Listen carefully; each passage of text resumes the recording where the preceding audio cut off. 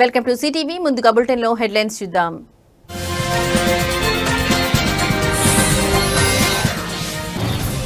ఉపరాష్ట్రపతి అభ్యర్థిగా మహారాష్ట్ర గవర్నర్ రాధాకృష్ణన్ ఎంపిక వెనుక బీజేపీ వ్యూహం ఉన్నట్లు సమాచారం.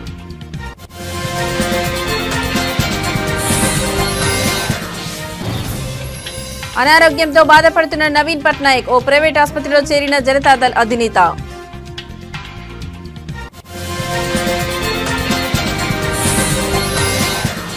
కేంద్ర మంత్రి జయశంకర్ తో మంత్రి లోకేష్ భేటీ. ఏపీలో డేటా సిటీ ఏర్పాటుకు సహకారం అందించాలని సూచన.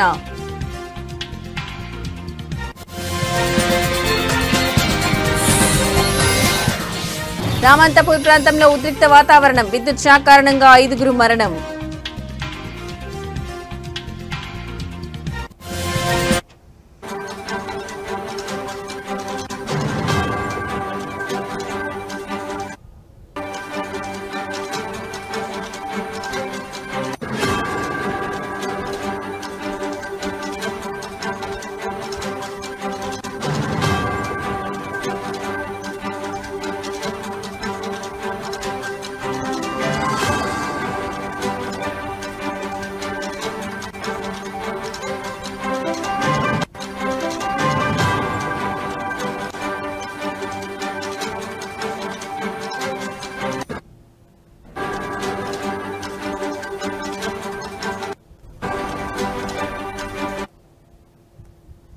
రైట్, ఇక బ్రేకింగ్ న్యూస్ చూస్తున్నాం. ఉపరాష్ట్రపతి అభ్యర్థిగా మహారాష్ట్ర గవర్నర్ సిపి రాధాకృష్ణన్ పేరును ఎన్డీఏ కూటమి ప్రకటించేసింది. అనూహ్యంగా ఊహాగానంలో వినిపించని పేరు తెరపైకి వచ్చి ఆశ్చర్యపరిచింది.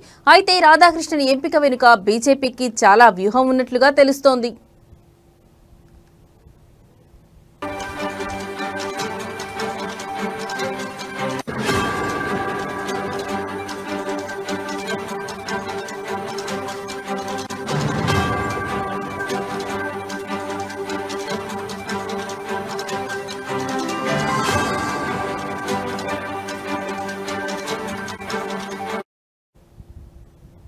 రాధాకృష్ణన్ స్వస్థలం తమిళనాడులోని తిరుప్పూర్. తమిళనాడులో ఆయనకు బీజేపీ నాయకులతో మంచి సంబంధాలు ఉన్నాయి. ఇక జార్ఖండ్, తెలంగాణ, పుదుచ్చేరి గవర్నర్ గా పనిచేసిన అనుభవం ఉంది. అంతేకాకుండా ఆర్ఎస్ఎస్ తో మంచి సంబంధాలు ఉన్నాయి. ఇక వచ్చే ఏడాది ఫిబ్రవరి లేదా మార్చిలో తమిళనాడు అసెంబ్లీ ఎన్నికలు జరగనున్నాయి. ఈసారి తమిళనాడులో బలం పుంజుకోవాలని బీజేపీ భావిస్తోంది.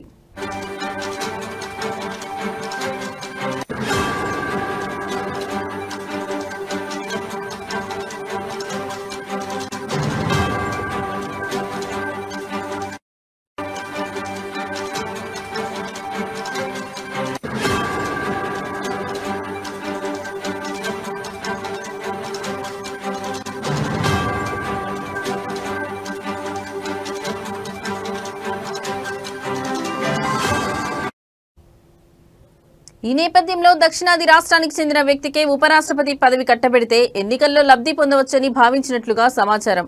అంతేకాకుండా దక్షిణాది రాష్ట్రాల్లో సొంతంగా బలం పెరిగే అవకాశాలు ఉంటాయని ఆలోచన చేసినట్లుగా తెలుస్తోంది. ఇందులో భాగంగానే రాధాకృష్ణన్ అయితే బాగుంటుందని భావించి బీజేపీ ఎంపిక చేసినట్లు తెలుస్తోంది. అంతేకాకుండా పార్టీకి వీర విధేయుడిగా కూడా పనిచేసిన చరిత్ర ఉంది. ఇలా అన్ని రకాలుగా రాధాకృష్ణన్కు కలిసొచ్చింది. అందుకే ఆయనను ఎంపిక చేసినట్లుగా వార్తలు వినిపిస్తున్నాయి.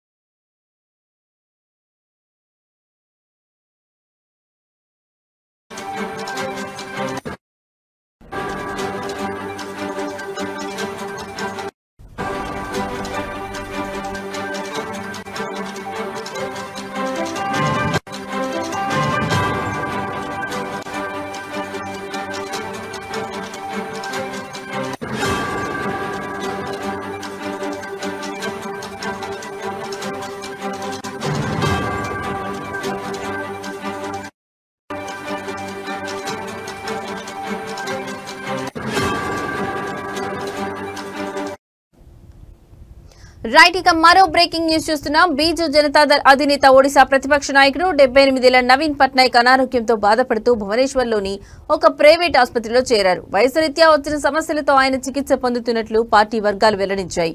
ప్రస్తుతం ఆయన వైద్యుల పర్యవేక్షణలో ఉన్నారు.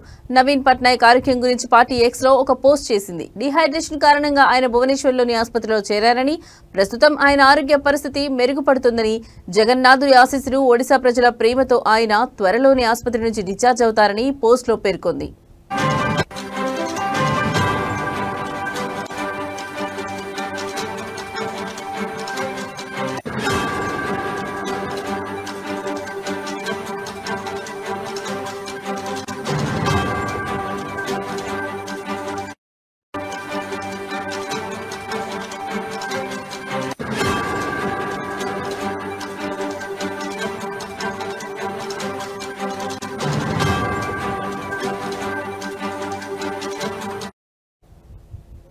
ప్రాథమిక పరీక్షలు నిర్వహించిన వైద్యులు ఆయన ఆరోగ్య పరిస్థితిని నిశితంగా పరిశీలిస్తున్నారని పలు నివేదికలు తెలిపాయి. ఆయన ఆరోగ్య పరిస్థితిపై ఆసుపత్రి యంత్రాంగం మరికొన్ని గంటల్లో ప్రకటన విడుదల చేసే అవకాశం ఉంది. నవీన్ పట్నాయక్ ఆసుపత్రిలో చేరారనే వార్త బయటికి రావడంతో రాష్ట్ర వ్యాప్తంగా ఉన్న ఆయన మద్దతుదారులు, శ్రేయోభిలాషులను ఆందోళనకు గురయ్యారు. అనేక మంది రాజకీయ నాయకులు, సాధారణ ప్రజలు ఆయన త్వరగా కోలుకోవాలని పూజలు చేస్తున్నారు. నవీన్ పట్నాయక్ ఇటీవల ముంబైలో సర్వికల్ ఆర్కిరైటిస్ శస్త్రచికిత్స చేయించుకున్న విషయం తెలిసిందే. అక్కడ ఆయన కొన్ని రోజులు నిపుణుల పర్యవేక్షణలో గడిపారు. ప్రస్తుతం ఆయన అనారోగ్యం మరోసారి పార్టీ కార్యకర్తల్లో ఆందోళనను రేకెత్తించింది.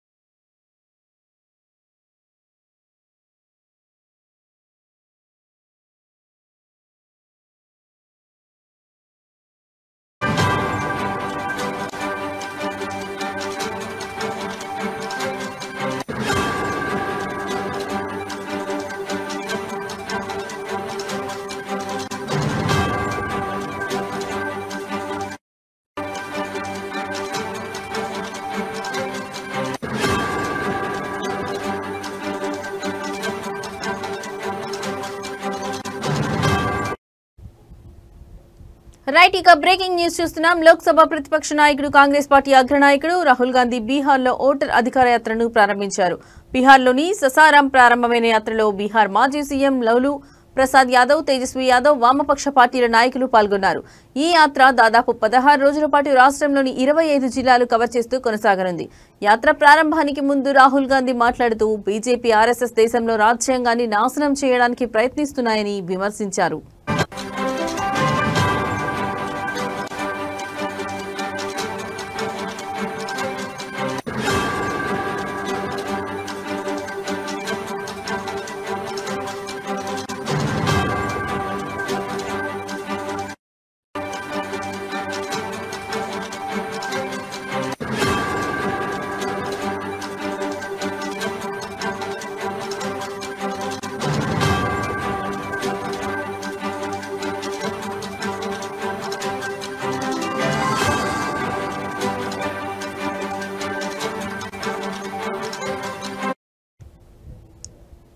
కాంగ్రెస్ పార్టీ చేసిన దర్యాప్తులో ఈసీ మహారాష్ట్రలో 1 కోటి మంది ఓటర్లను కొత్తగా సృష్టించిందని అన్నారు. ఎక్కడా కొత్త ఓటర్లు వస్తే అక్కడ బీజేపీ కూటమి గెలిచిందన్నారు. అసలు అన్ని చోట్ల అంతమంది కొత్త ఓటర్లు ఎక్కడి నుంచి వచ్చారని ప్రశ్నించారు. తమ పార్టీ ఆధ్వర్యంలో కొత్త ఓటర్లపై ఫిర్యాదు చేసినట్లు తెలిపారు. కర్ణాటకలో చేసిన దర్యాప్తులో అన్ని రికార్డులను పోల్చితే రాష్ట్రంలో ఒక్కో అసెంబ్లీలో 1,00,000కు పైగా ఓట్లు చోరీ అయినట్లు గుర్తించామన్నారు. వీటిపై ఈసీకి ఫిర్యాదు చేస్తే తమ నుంచి అఫిడవిట్ కోరిందని అన్నారు. వారి దగ్గర ఉన్న డాటా గురించి ప్రశ్నిస్తే ఇలా అడగడం సరైనదా అని ప్రశ్నించారు.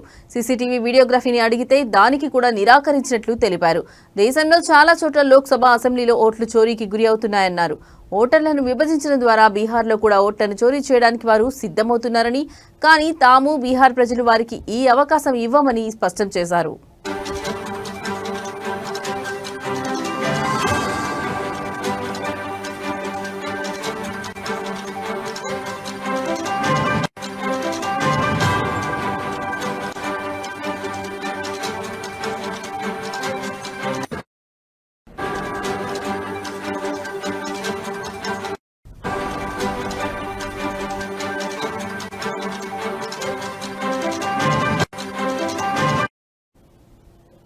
రైట్, ఇక బ్రేకింగ్ న్యూస్ చూస్తున్నాం. లోక్సభ ప్రతిపక్ష నాయకుడు కాంగ్రెస్ పార్టీ అగ్రనాయకుడు రాహుల్ గాంధీ బీహార్లో ఓటర్ అధికార యాత్రను ప్రారంభించారు.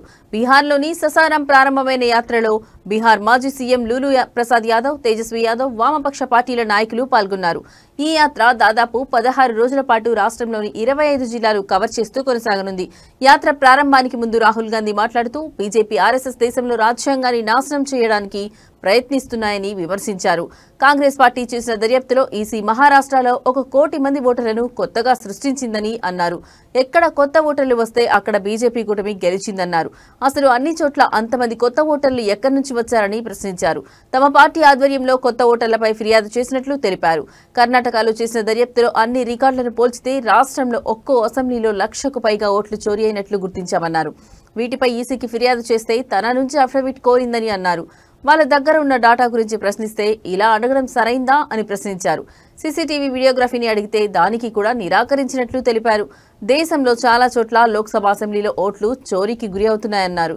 ఓటర్లను విభజించడం ద్వారా బీహార్లో కూడా ఓట్లను చోరీ చేయడానికి వారు సిద్ధమవుతున్నారని, కానీ తాము బీహార్ ప్రజలు వారికి ఈ అవకాశం ఇవ్వమని స్పష్టం చేశారు.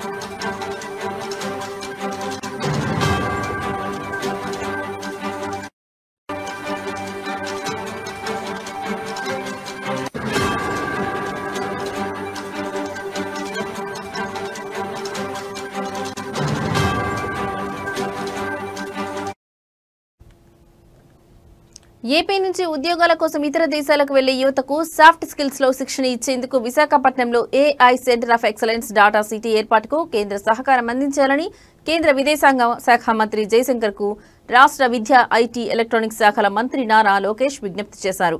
న్యూఢిల్లీలో కేంద్ర విదేశాంగ శాఖ మంత్రితో లోకేష్ భేటీ అయ్యారు.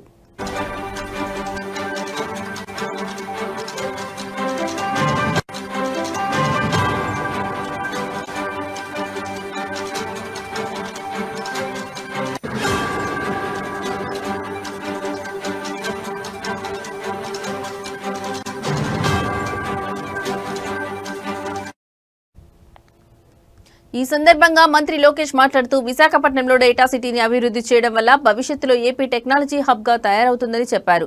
దీనికి సహకారం కావాలని కోరారు. ఆంధ్రప్రదేశ్ నుంచి వలస వెళ్లే కార్మికుల సంక్షేమం, భద్రత, గౌరవాన్ని కల్పించేందుకు ప్రవాస భారతీయ బీమా యోజన వంటి పథకాలను విస్తరించాలని, సంబంధిత ఫిర్యాదుల పరిష్కారం కోసం ఏపీలో ప్రత్యేక విభాగాన్ని ఏర్పాటు చేయాలన్నారు. ఏపీలో జాతీయ, అంతర్జాతీయ స్థాయి స్కిల్ కాంక్లేవ్ నిర్వహణలో భాగస్వామ్యం కల్పించినందుకు కృతజ్ఞతలు తెలిపారు.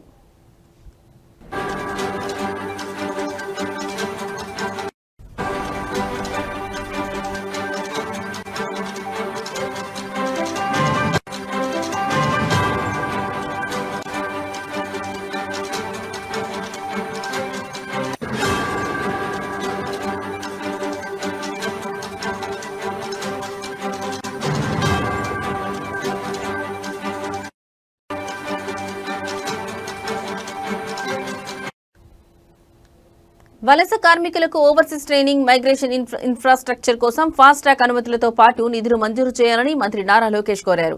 ఇటీవల సీఎం చంద్రబాబు నేతృత్వంలో ఆంధ్రప్రదేశ్ ప్రభుత్వ బృందం సింగపూర్ పర్యటన వివరాలు, వివిధ రంగాల్లో రాష్ట్ర అభివృద్ధికి సింగపూర్ ప్రభుత్వంతో జరిగిన చర్చల గురించి లోకేష్ వివరించారు.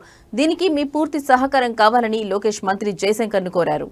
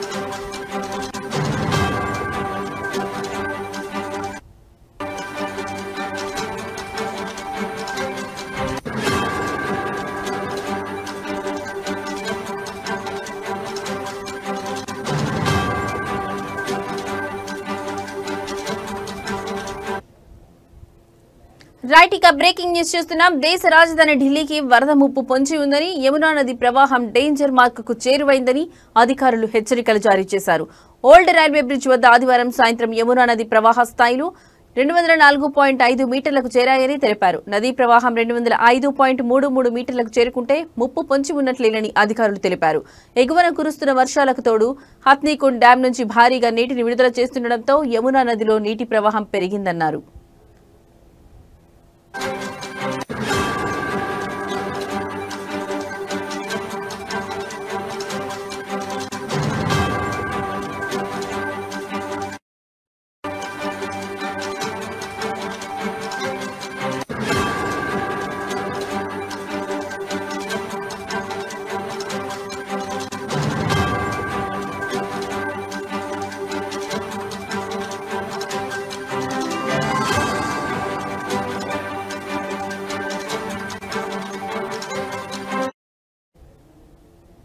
ప్రస్తుత పరిస్థితిని బట్టి యమునా నది నీటి ప్రవాహం డేంజర్ మార్కును దాటుతుందని అంచనా వేశారు. ఈ నేపథ్యంలో యమునా తీర ప్రాంతంలోని ప్రజలను సురక్షిత ప్రాంతాలకు తరలించే ఏర్పాట్లు చేస్తున్నట్లు వివరించారు.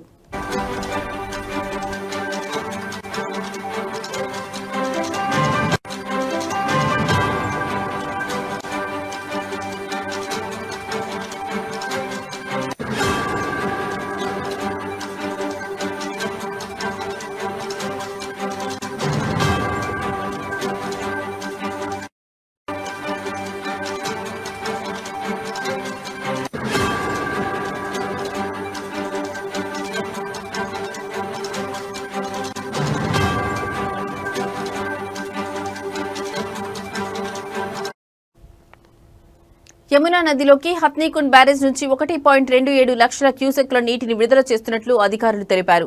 వజీరాబాద్ బ్యారేజ్ నుంచి 46,000 క్యూసెక్ల నీటిని వదులుతున్నట్లు చెప్పారు. ఈ రెండు బ్యారేజ్ల నుంచి విడుదలయ్యే నీరు ఢిల్లీ దాకా చేరుకోవడానికి సుమారు 48 నుంచి 50 గంటలు పడుతుందని అన్నారు. దీంతో ఢిల్లీలోని లోతట్టు ప్రాంతాలు నీట మునిగే అవకాశం ఉందని తెలిపారు.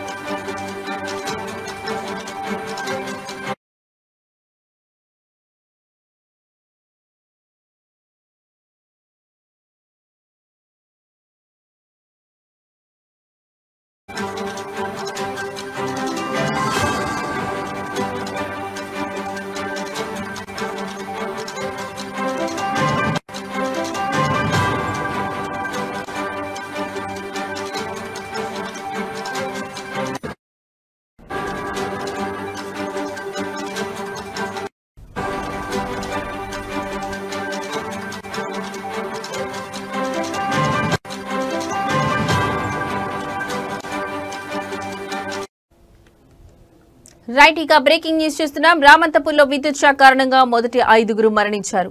ఈ ఘటనలో తీవ్రంగా గాయపడిన గణేష్ అనే వ్యక్తి ఉస్మానియా ఆసుపత్రిలో చికిత్స పొందుతూ మరణించడంతో మృతుల సంఖ్య 6కు చేరింది.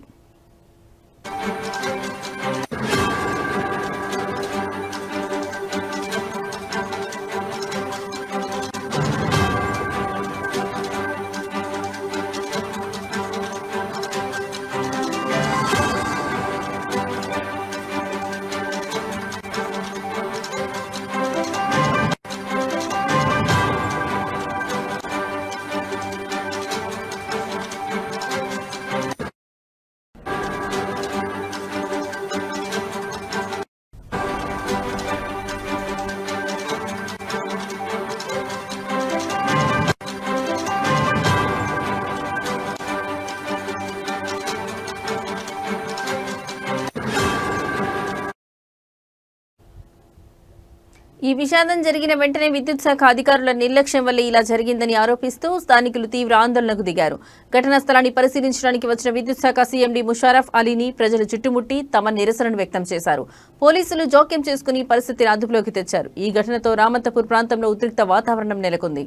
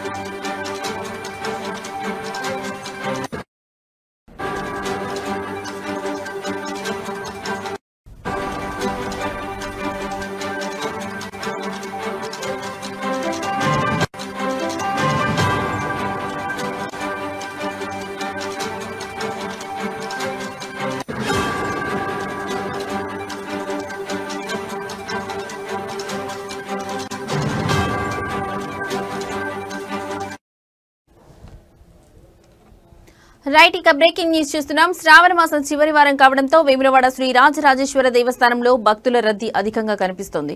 శ్రావణ మాసం ముగియడానికి ఇంకా వారం రోజుల సమయం మాత్రమే మిగిలి ఉండడంతో భక్తులు పెద్ద సంఖ్యలో ఆలయానికి చేరుకుని స్వామివారి దర్శనాన్ని పొందుతున్నారు.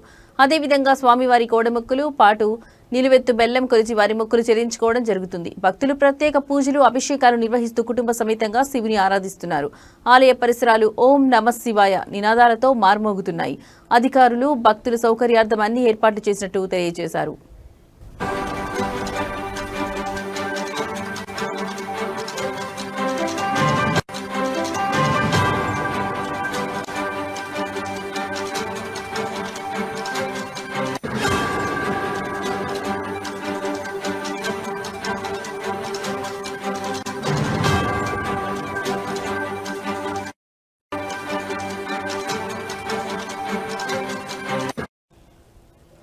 రైట్ ఇక బ్రేకింగ్ న్యూస్ చూస్తున్నాం. శ్రావణ మాసం చివరి వారం కావడంతో వేములవాడ శ్రీ రాజరాజేశ్వర దేవస్థానంలో భక్తుల రద్దీ అధికంగా కనిపిస్తోంది. శ్రావణ మాసం ముగియడానికి ఇంకా వారం రోజుల సమయం మాత్రమే మిగిలి ఉండడంతో భక్తులు పెద్ద సంఖ్యలో ఆలయానికి చేరుకుని స్వామివారి దర్శనాన్ని పొందుతున్నారు. అదేవిధంగా స్వామివారి కోడెమొక్కులు పాటు నిలువెత్తు బెల్లం కొలిచి వారి మొక్కులు చెల్లించుకోవడం జరుగుతుంది. భక్తులు ప్రత్యేక పూజలు అభిషేకాలు నిర్వహిస్తూ కుటుంబ సమేతంగా శివుని ఆరాధిస్తున్నారు. ఆలయ పరిసరాలు ఓం నమః శివాయ నినాదాలతో మార్మోగుతున్నాయి. అధికారులు భక్తుల సౌకర్యార్థం అన్ని ఏర్పాట్లు చేసినట్టు తెలియజేశారు.